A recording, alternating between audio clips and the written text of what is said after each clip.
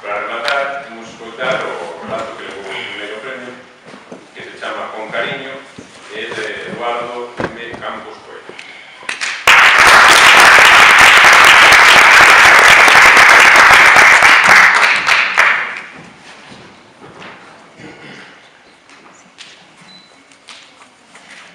Con cariño.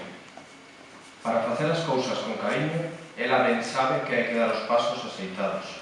Empeza pelando cada pera, con dozura. Cortas en dúas metades, simétricas. Arríncalles o corazón sen remorsos.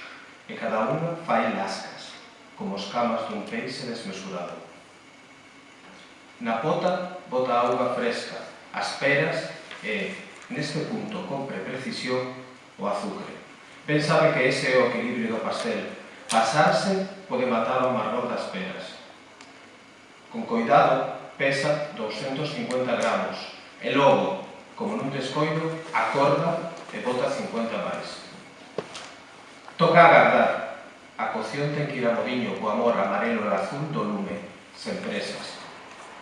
Mentres espera, monta o molde. Cobre-o de manteiga e sobre a manteiga a masa. Cando só quedan 10 minutos, engade, decidida, o toque final. Unhas pingas de matarratas, asustas, que o cabrón debe morrer cheo pero sufrindo, con cariño.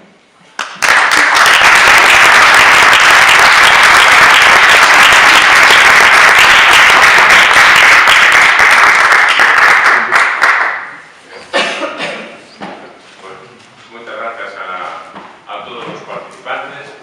Como vedes, todos os relatos premiados, incluso houve outros, pero que non puderon ser premiados porque non había máis premio, teñen ese ton susto do final do relato